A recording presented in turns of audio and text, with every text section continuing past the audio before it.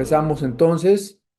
Recordemos que este capítulo es una descripción anticipada de la victoria del Cordero y sus seguidores. Estoy hablando del capítulo 14 de Apocalipsis. Estudiamos ya al Cordero victorioso, rodeado de los 144,000 que fueron sellados en el capítulo 7. Después, Juan escucha cuatro anuncios relacionados con la consumación del plan de Dios para los habitantes de la tierra. Y finalmente, el autor nos muestra, él ve la dramática escena de la siega y la vendimia judicial en la tierra. Este cuadro profético nos habla de la victoria para los creyentes y también nos habla de la derrota aplastante para los incrédulos. El Cordero, que es Jesucristo, ha triunfado sobre la bestia y los moradores de la tierra reciben el mandamiento de temer y dar gloria al Dios soberano. Veamos por favor el versículo 7, Apocalipsis 14:7. ¿Qué dice? Diciendo a gran voz, temed a Dios y dadle gloria, porque la hora de su juicio ha llegado, y adorad a aquel que hizo el cielo y la tierra, el mar y las fuentes de las aguas. Luego vemos la destrucción del sistema idolátrico babilónico. Vean Apocalipsis 14:8. Dice, otro ángel le siguió diciendo, ha caído la gran ciudad, ha caído Babilonia, la gran ciudad, porque ha hecho beber a todas las naciones del vino del furor de su fornicación. Y luego vemos y se proclama el juicio contra los adoradores de la bestia. ¿Qué va a pasar con los que adoran a la bestia? Capítulo 14, versículo 9 al 11, que dice, y el tercer ángel lo siguió, diciendo a gran voz, si alguno adora a la bestia y a su imagen y recibe la marca en su frente o en su mano, él también beberá del vino de la ira de Dios, que ha sido vaciado puro en el cáliz de su ira, y será atormentado con fuego y azufre delante de los santos ángeles y del Cordero. Y el humo de su tormento sube por los siglos de los siglos. Y no tienen reposo de día ni de noche los que adoran a la bestia y a su imagen, ni nadie que reciba la marca de su nombre. Y finalmente, podemos ver en nuestro PowerPoint cómo los santos son invitados a aguardar con paciencia la hora de su triunfo. Vean el versículo 12, el versículo 13 del capítulo 14 de Apocalipsis. Aquí está la paciencia de los santos, los que guardan los mandamientos de Dios y la fe de Jesús. Y finalmente, la vendimia judicial de los moradores de la tierra. No voy a leer esos versículos, que es del versículo 14 al versículo 20. Seguimos entonces con nuestro estudio del mensaje de los tres ángeles. En el capítulo 14, en los versículos que vamos a estudiar más adelante, se contestan dos preguntas. Dos preguntas se contestan. La primera pregunta que vamos a contestar es, ¿qué les ocurrirá a los que se nieguen recibir la marca de la bestia? Y por lo tanto, ¿padecerán la muerte? O sea, aquí vamos a contestar qué le pasa a todos los que reciban la marca de la bestia. ¿Qué va a pasar con esas personas? Y número dos, ¿cuál será el fin de la bestia y los que sigan a la bestia, al anticristo? Eso nos lleva, en primer lugar, a ver el mensaje de los tres ángeles. El mensaje de los tres ángeles. Estamos en Apocalipsis 14, del 1, versículo 1. Apocalipsis 14, 1. ¿Qué dice Apocalipsis 14, 6, perdón, 14, 6? ¿Qué dice Apocalipsis 14, 6?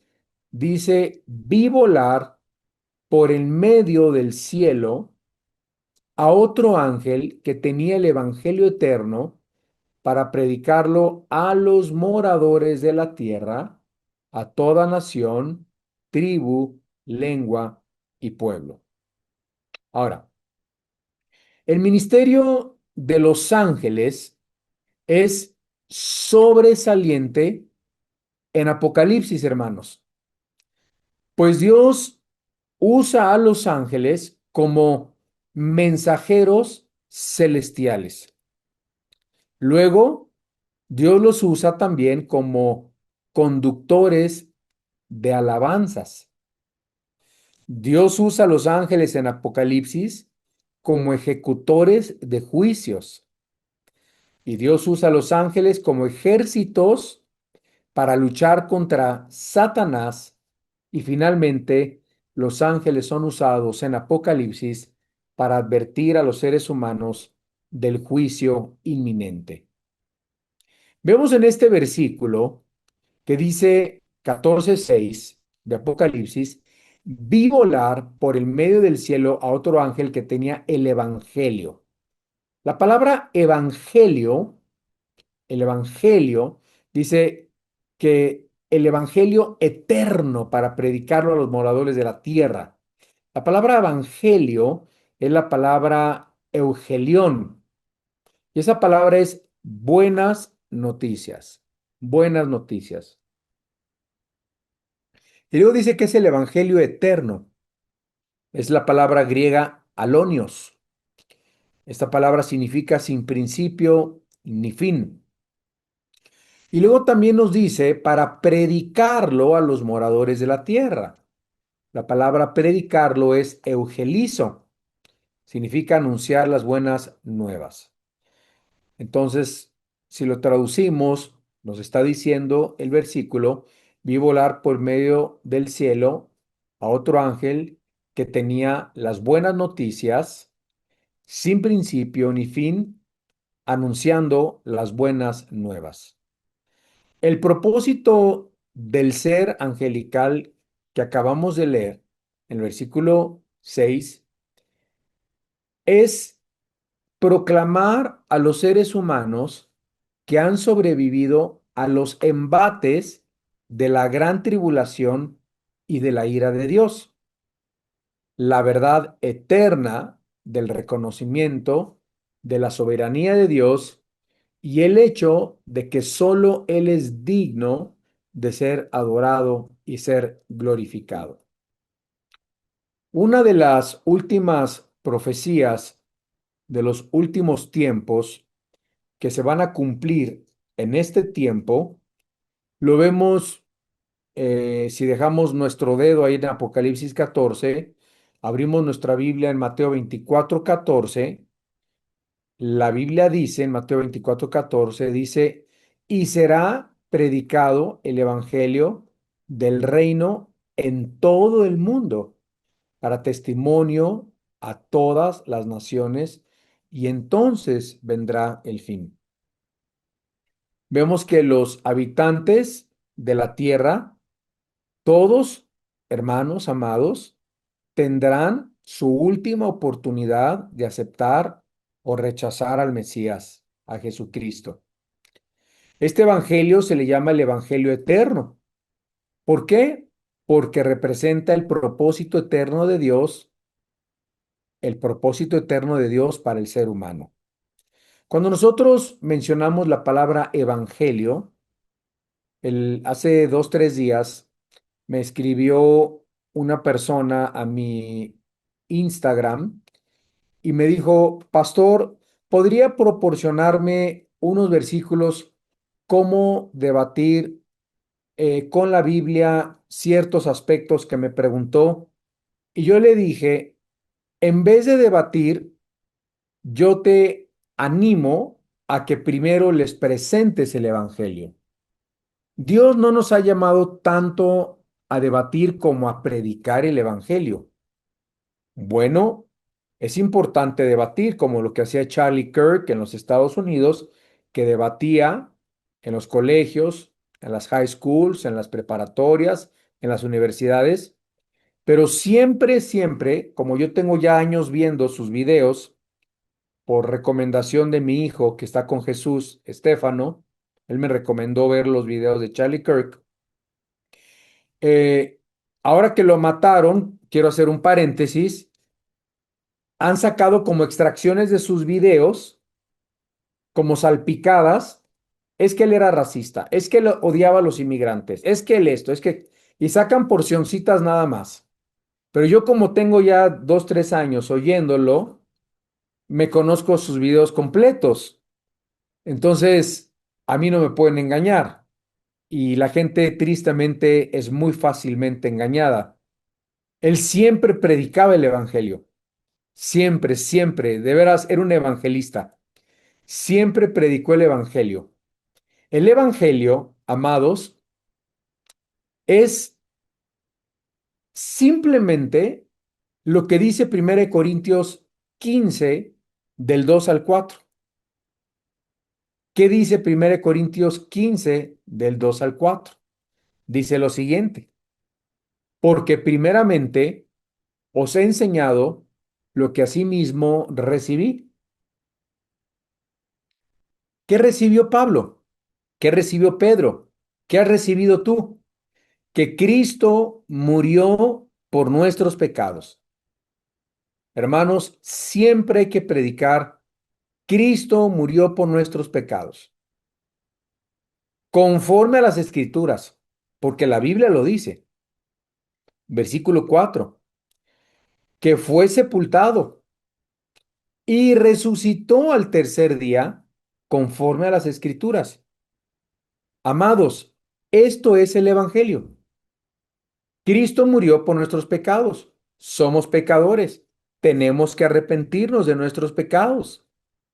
La Biblia dice que somos pecadores.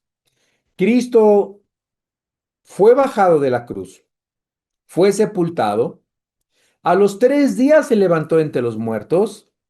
La Biblia dice que venció a la muerte, triunfando sobre ellos en la cruz del Calvario y tomó el acta de decretos que había en nuestra contra y resucitó, ¿verdad? Y resucitó haciéndolo Jesús y el Señor de todos nosotros. Porque también la Biblia dice que se va en los últimos tiempos a predicar un evangelio falso. En Gálatas 1, del 6 al 8, Gálatas 1, del 6 al 8, dice la Biblia, estoy maravillado, dice Pablo, de que tan pronto se hayan alejado del que os llamó por la gracia de Cristo para seguir un evangelio diferente. Fíjense, aquí Pablo le está hablando a cristianos, cristianos que estaban siguiendo un evangelio distinto. Ya no estaban predicando el evangelio por gracia, por fe, por la obra de Cristo en la cruz del Calvario. Y dice en el versículo 7, Gálatas 1:7, no que haya otro evangelio, sino que hay algunos que os perturban y quieren pervertir el evangelio de Cristo. ¿Cómo lo sabemos? Ahora hay un evangelio que se llama el evangelio de la prosperidad, por ejemplo, que tienes que ser rico, que no, el cristiano no se debe de enfermar, que el cristiano debe ser próspero, en fin, puras tarugadas. Pero dice la Biblia, Gálatas 1:8, mas si aún nosotros o un ángel del cielo les anunciare otro evangelio diferente del que os hemos anunciado, sea anatema.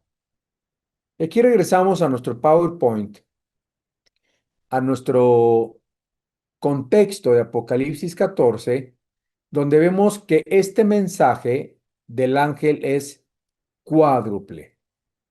¿Por qué cuádruple? Vamos a ver cuatro mensajes del ángel. Vamos al versículo 7, Apocalipsis 14:7. Temed a Dios. Número uno. Es el primer mensaje del ángel. Temed a Dios. ¿Qué dice el versículo 7? Diciendo a gran voz, temed a Dios y dadle gloria, porque la hora de su juicio ha llegado. Y adorad a aquel que hizo el cielo y la tierra, el mar y las fuentes de las aguas. Esta palabra, este mensaje, temed, viene del griego fobo, fobo, P-H-O-B de burro o, fobo. Y cuando dice la Biblia, temed a Dios, significa sentir temor. Cuando la Biblia nos dice que tengamos miedo a Dios, el temor a Dios es la conciencia continua de que Él nos observa y que Él nos va a pagar conforme a nuestros pensamientos, a nuestras obras y a nuestras palabras. Entonces, temor a Dios no es miedo de, ay, ay, ay, me va a hacer algo, me va a mandar un rayo, me va a partir en dos el Señor, va a hacer que choque mi carro, me voy a caer un pozo. No, temor a Dios es la conciencia de que Él me ve. ¿Cómo me porto cuando yo estoy solo en mi casa, cuando no está mi esposa, cuando salgo de viaje, cuando voy a otro país, a otro estado, cuando no están los hermanos? Tener conciencia que Dios me ve, eso es temor de Dios. Por eso el mensaje del ángel es, teme a Dios. En primera de Pedro, en el versículo 1, versículo 17, capítulo 1, versículo 17, dice, conducíos, dice la Biblia, conducíos en temor todo el tiempo de vuestra peregrinación. Conducíos con temor todo el tiempo de vuestra peregrinación. Segundo mensaje del ángel. Vemos que el mensaje del ángel es cuádruple. Versículo 7, temed a Dios. Número 2, dadle gloria. Dadle gloria. Esto lo encontramos también en el mismo versículo 7. La palabra gloria es la palabra doxa. Y esa palabra, darle gloria a Dios, significa el honor o el reconocimiento que merece una persona. Te pregunto, ¿tú le das la gloria al Señor? ¿Reconoces siempre al Señor? En el hebreo, la palabra gloria era la palabra Shekinah. Y esta palabra Shekinah indicaba la presencia del Señor. Por ejemplo, en el tabernáculo estaba el Shekinah de Dios, ¿verdad? Cuando Isaías tiene la visión de Cristo, su presencia, de su gloria, en el Shekinah de Dios. Bien, indicaba la presencia del Señor en medio de su pueblo, del pueblo de Israel. Ahora, esta gloria la encontramos primeramente en el Edén. ¿Por qué? Porque dice que la voz de Dios se paseaba por el jardín, ¿verdad? La gloria estaba de Dios en el jardín del Edén. Después, la gloria del Señor se cambió del jardín del Edén, ¿a dónde? Al lugar santísimo, en el tabernáculo. Después del tabernáculo, Cristo es la gloria del Padre. Está en la persona de Jesús. Y lo más precioso es que ahora la gloria, el Shekinah de Dios está en nosotros. Dice en 1 Corintios 6, 19 al 20. ¿O ignoráis que vuestro cuerpo es templo del Espíritu Santo, el cual está en vosotros, el cual, eh, el cual tenéis de Dios y que no sois vuestros? Porque habéis sido comprados por precio. Glorificad, ahí está la palabra. Dadle gloria, glorificad a Dios en vuestro cuerpo, en vuestro espíritu, los cuales son de Dios. Y vemos la importancia de que mis manos, mis ojos, mi boca, mi nariz, mis miembros, mis pies, mi aparato reproductor masculino, femenino, todo nuestro cuerpo debe de dar gloria a Dios. ¿Tú crees que viendo pornografía le das gloria a Dios?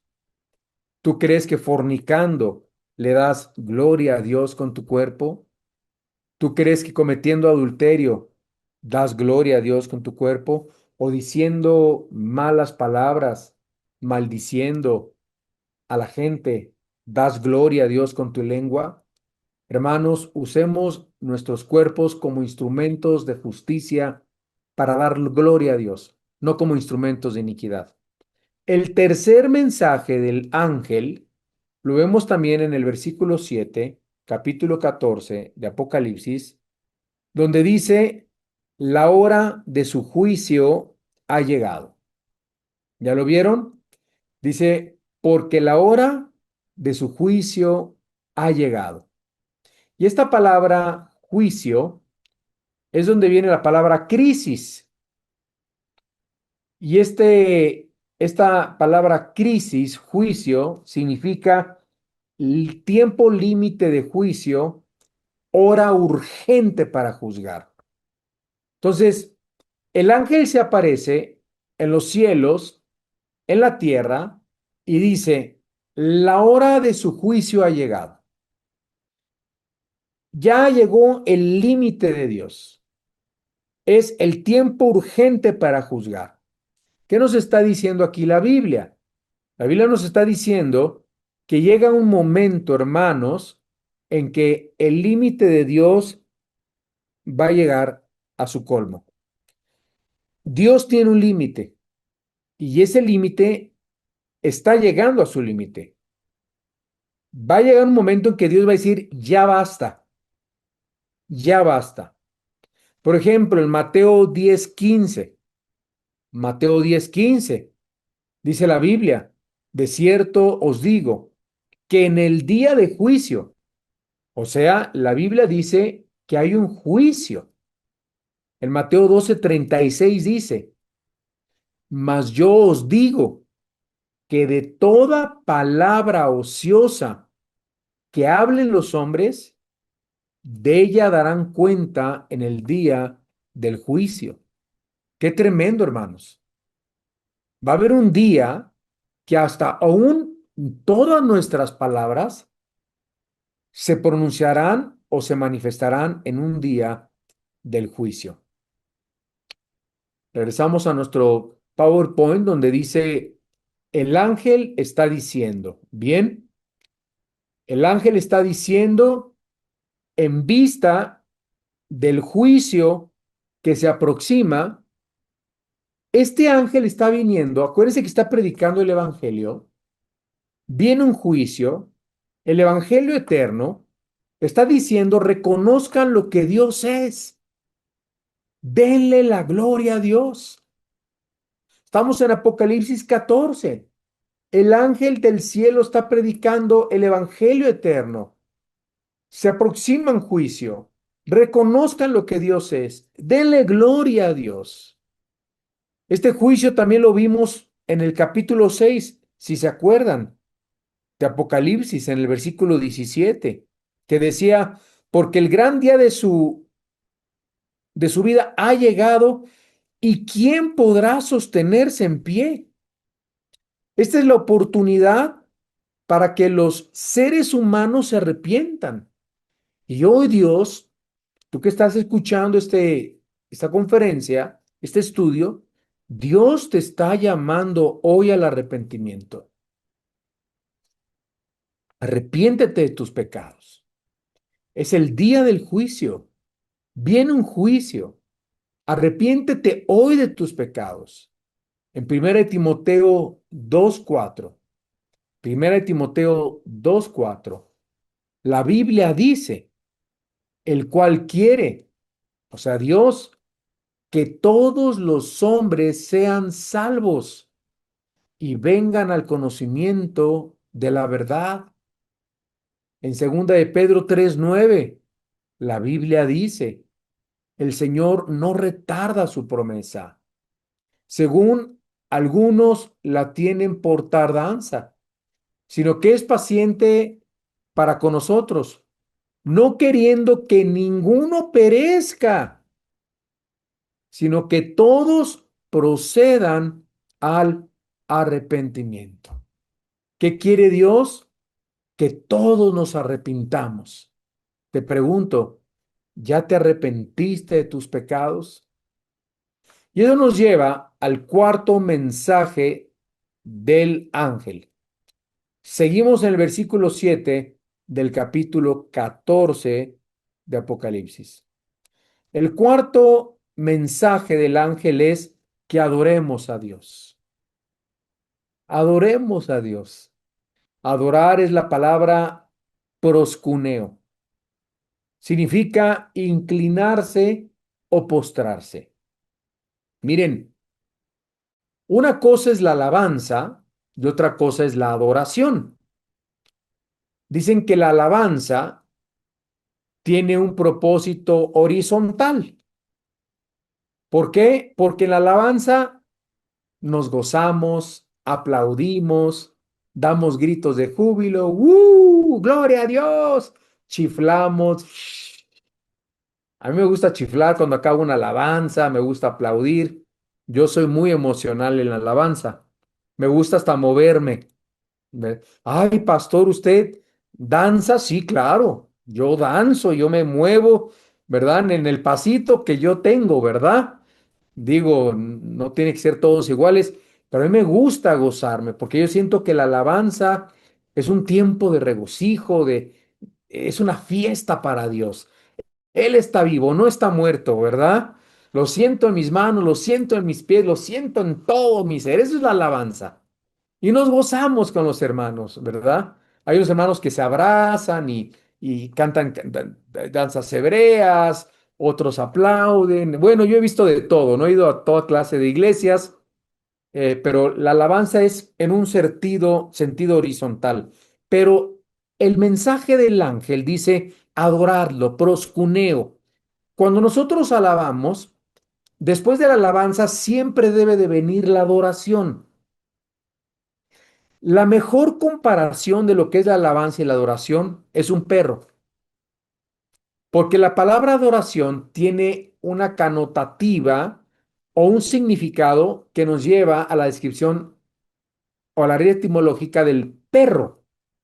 Qué chistoso, ¿verdad? ¿Por qué? Porque el perro, la mascota, el perro, cuando tú llegas a la casa, ¿qué hace tu perro? Salta, brinca, se emociona, se patina en el suelo, las patitas le patinan si es que está barnizado el piso, se resbala, se cae. Es una emoción impresionante. ¿Por qué? Porque su dueño ha llegado, su señor, su amo, ha llegado a casa. Por eso se describe a un perro en la alabanza y en la adoración en la Biblia. Qué triste es que cuando hay alabanza, la gente no aplauda. La gente esté con su cara toda seria, cara amargada o de resentimiento, no exprese gozo ni alegría y grito de júbilo. Qué triste, ¿no? Pues, ¿verdad? Grito de guerra. ¡Ah! Eso es la alabanza. Porque el Señor está en casa, porque el amo, nuestro dueño. Pero fíjense, el perro, después de que hace todo ese show, se cansa, se relaja, lo comienzas a acariciar le toca su cabecita. Y el perro, entre más cerca esté de ti, más contento está, ¿sabías? O sea, si el perrito duerme en tus pies, es muy feliz. Pero si el perrito pudiera dormir o subirse a tus piernas, sería para él más feliz. Fíjense, el perro, entre más cerca esté del corazón de su dueño, de su amo, más feliz es. Si tú al perro lo dejas acostarte en tu pecho, es sumamente feliz. Esa es la adoración, hermanos. Por eso nos dice el ángel, adoradlo, inclínense, póstrense. Cuando estés adorando a Dios, puedes postrarte, puedes adorarlo. Y escúchame bien, entre más cerca estés del corazón de Jesús, más feliz vas a ser. Juan 4, 22 y 24. Le dice Jesús a la mujer samaritana, vosotros adoráis lo que no sabéis. Nosotros adoramos lo que sabemos, porque la salvación viene de los judíos. Mas la hora viene, y ahora es cuando los verdaderos adoradores adorarán al Padre en espíritu y en verdad. Porque también el Padre, tales adoradores, busca que le adoren. Dios es espíritu, y los que adoran en espíritu y en verdad es necesario que adoren. Ahora, Dios es el único digno de adorar, ¿verdad que sí? Es lo que dice nuestro PowerPoint. Porque Él es soberano, soberano sobre su creación, dueño absoluto de todas las cosas, pero los racionalistas, los humanistas, han atribuido la existencia del universo a cosas fortuitas, eh, teorías, negando la existencia de un creador. Ahora, en la consumación de los siglos, Dios, recuerden que Apocalipsis 14, estamos en la gran tribulación. En estos versículos están llamados los seres humanos en la tribulación a reconocer y adorar. Significa que en la tribulación, en la gran tribulación, va a haber cristianos. No va a estar la iglesia. La iglesia ya fue arrebatada, pero va a haber personas que se van a convertir. Por eso el ángel predica el evangelio, ¿verdad? Y son llamados a reconocer y reconocer y adorar al soberano, al creador del cielo y de la tierra. En Hechos 17, 24 al 28 dice, el que hizo el mundo y todas las cosas que en él hay, siendo Señor del cielo y de la tierra, no habita en templo hecho por manos humanas, ni es honrado por manos de hombres como si necesitase de algo, pues Él es quien da a todos vida y aliento y a todas las cosas, y de una sangre ha hecho todo el linaje de los hombres, para que habiten sobre toda la faz de la tierra, y les ha prefijado el orden de los tiempos y los límites de su habitación, para que busquen a Dios, si en alguna manera, palpando, puedan hallarle, aunque ciertamente no está lejos de cada uno de nosotros. Regresamos a Apocalipsis, en el versículo, capítulo 14, versículo 8. Apocalipsis 14, 8. Dice la Biblia, seguimos con nuestro estudio. Otro ángel le siguió diciendo, ha caído, ha caído Babilonia, la gran ciudad, porque ha hecho beber a todas las naciones del vino del furor de su fornicación. Bien, vamos a ir un poco más rápido porque nos quedan menos de 15 minutos. Ok. Dice, después, vamos a ver nuestro PowerPoint, dice, después de Jerusalén,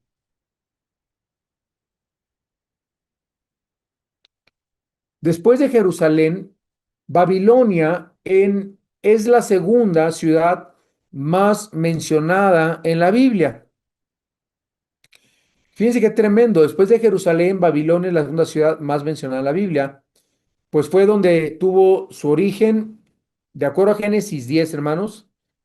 En Babilonia tuvo su origen la idolatría, la hechicería, la brujería, la astrología, el espiritismo, las ciencias ocultas, etcétera. También en Babilonia se originó, de acuerdo a Apocalipsis 10, la primera rebelión masiva en contra de Dios, por lo cual es contemplada en la Biblia como un reino y un sistema mundial de corrupción e idolatría. Ahora, vamos a estudiar un poco más adelante en los capítulos 17 y 18 y vamos a estudiar la caída de Babilonia con más lujo de detalles. Pero vemos en el versículo 8 las palabras que dice, ha hecho beber a las naciones el vino de su fornicación. ¿Ya vieron? Ha hecho beber a las naciones el vino de su fornicación, en el versículo 8. ¿Qué significa esto? Esto nos sugiere la influencia intoxicante de los vicios de Babilonia que ha contaminado su veneno a todas las naciones de la tierra, con la idolatría, el paganismo, la religiosidad, la corrupción política, las filosofías materialistas y humanistas, la inmoralidad, etcétera. Nos saltamos al versículo 9, Apocalipsis 14, del 9 al 11. Apocalipsis 14, del 9 al 11. Dice, y el tercer ángel lo siguió le siguió diciendo, si alguno adora a la bestia y a su imagen, y recibe la marca en su frente y en su mano, él también beberá del vino de la ira de Dios, que ha sido vaciado puro en el cáliz de su ira, y será atormentado con fuego y azufre delante de los santos ángeles y del Cordero. Y el humo de su tormento sube por los siglos de los siglos, y no tienen reposo de día ni de noche. Los que adoran a la bestia y a su imagen, ni nadie que reciba la marca de su nombre. Aquí está la paciencia de los santos, los que guardan los mandamientos de Dios. Cualquier persona que se someta en la gran tribulación a la voluntad del anticristo, amados, va a sufrir consecuencias devastadoras. ¿Qué les va a pasar? ¿Se acuerdan que íbamos a estudiar qué le iba a pasar a los que adoraran a la bestia o los que se dejaran marcar? Podemos nosotros ver en la letra A y en la letra B que nos dice que nadie podrá comprar ni vender si tienen esta marca. Nadie podrá comprar ni vender sin esta marca, perdón, sin esta marca, ¿verdad? Entonces, el que no tenga la marca no va a poder comprar. Mi esposa y yo hemos ido y hemos viajado a otros países, hemos ministrado en otros países y nos ha tocado, también en México, pero nos ha tocado ir a lugares donde ya no te aceptan dinero en efectivo. Ya no. Hemos estado en aeropuertos donde no te aceptan dinero en efectivo. Es más, nos ha tocado no tener tarjeta en alguna ocasión y no hemos podido comprar nada teniendo efectivo por no tener tarjeta, ¿no? Hay unas tiendas ya inteligentes en algunos aeropuertos en Europa, en Estados Unidos, donde desde que tú entras a la tienda y tomas el producto, ya se te marca en una computadora y a la salida se te hace el cobro a tu tarjeta. Es impresionante, ¿eh? Pues bueno, algo así va a ser con el anticristo. Nadie va a comprar, nadie va a poder vender. En China, sin la marca de la bestia. En China ya te escanean en la frente o más bien en la pupila de tus ojos, te escanean todos tus datos, ¿verdad? Y las consecuencias de ser marcado, ¿qué van a hacer? Dice la Biblia en el versículo 10: beberán el vino de la ira de Dios. ¿Qué es la ira de Dios? Es su reacción al pecado. La Biblia dice que también los que se marquen con la marca de la bestia serán atormentados. Del griego basanizo, basanizo. Esa palabra atormentados, basanizo, significa sufrir y ser torturados con fuego y azufre. ¿Es literal? Sí es literal.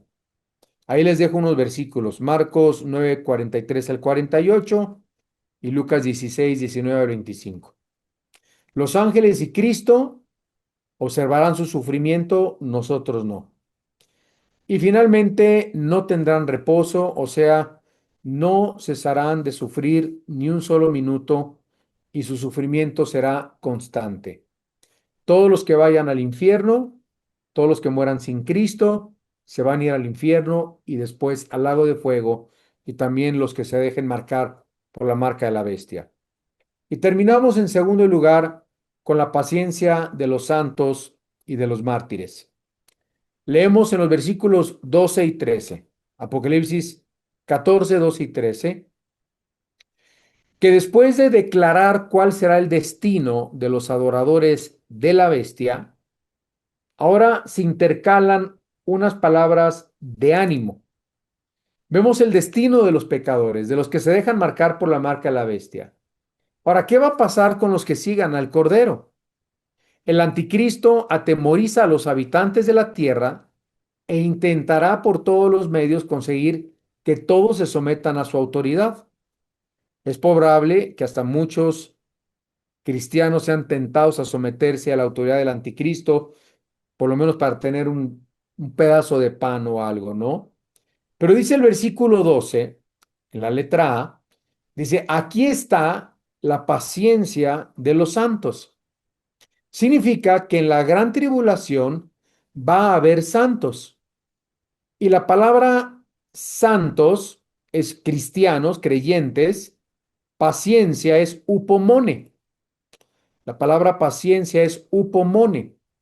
Significa que va a haber cristianos upomone que aguantarán, resistirán, permanecerán sin ceder a la presión, no se darán por vencidos. Y esto nosotros lo podemos ver, ¿verdad? En el capítulo 1, versículo 9 de Apocalipsis, que nos habla de la paciencia de Jesucristo, o en el capítulo 13, versículo 10, dice: aquí está la paciencia y la fe de los santos. En otras palabras, los creyentes en la gran tribulación van a necesitar ejercer mucha paciencia, porque se van a chutar los 7 años de la gran tribulación. Si es que no los matan antes, muchos van a morir en las manos del anticristo. Y es precisamente bajo la presión y las tribulaciones. También la Biblia nos dice que en la vida cristiana se desarrolla el fruto del cristiano, ¿verdad? Entonces, nos saltamos un poco más adelante porque se me acabó el tiempo.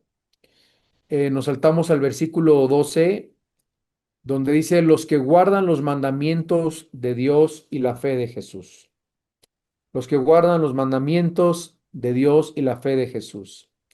Esta palabra guarda, guardar significa vigilar, cuidar, mantener alerta y atesorar. Y la palabra mandamientos es entole, órdenes o instrucciones que cumplir y obedecer. Bien, y esto nos lleva finalmente a la letra B, donde nos dice en el versículo 13: bienaventurados de aquí en adelante los muertos que mueren en el Señor. Bienaventurados. Ahora, en Apocalipsis, amados, encontramos 7 bienaventuranzas. Ahí las pueden ver en pantalla. Las pueden estudiar en su casa. La palabra bienaventurado es Macarios. Significa feliz, dichoso. Entonces, Los que mueran por causa de Cristo van a ser bienaventurados. En la Biblia hay una gran relación por el que muere por Cristo. Como Charlie Kirk, uno dirá, no murió por Cristo, no, sí murió por Cristo. ¿Por qué lo sabemos? Porque era un predicador del Evangelio de Cristo y debatía a los jóvenes woke de las universidades con la luz de Cristo, con el Evangelio de Cristo, aunque no se veía en ese momento en el video, ¿verdad? Por eso lo odiaban, porque era luz en medio de las tinieblas. Entonces, los que mueren por causa de Cristo o los que no nieguen a Cristo y los torturen, dice la Biblia que son felices, son dichosos. En Apocalipsis 12:11 nos dice, y ellos le han vencido por medio de la sangre del Cordero y la palabra del testimonio de ellos. También la Biblia nos dice que estos mártires descansarán de sus trabajos porque sus obras con ellos siguen. Ya vio el versículo 13. Todos los que se mueren, hermanos, los que se lleva el Señor, como Charlie, como a mi hijo Estefano, dices, híjole, ¿por qué se los llevó el Señor? Dice, porque descansarán de sus trabajos. Cuando tú te vas, descansas ya de aquí, de esta tierra. Aleluya. El trabajo del cual descansan no son las actividades normales, sino las luchas que tuvieron que enfrentar por causa de la firmeza de su fe y confianza en las promesas de Dios, ¿verdad? Entonces, los santos, ya finalizamos con esto, sufriremos la muerte física, pero entraremos en el reino eterno y disfrutaremos de la paz perfecta de Dios. Los perseguidores de los santos, los que nos odian, por el contrario, dice la Biblia, sufrirán la muerte y el castigo eterno por haber rechazado la gracia y el perdón de Dios en Jesucristo.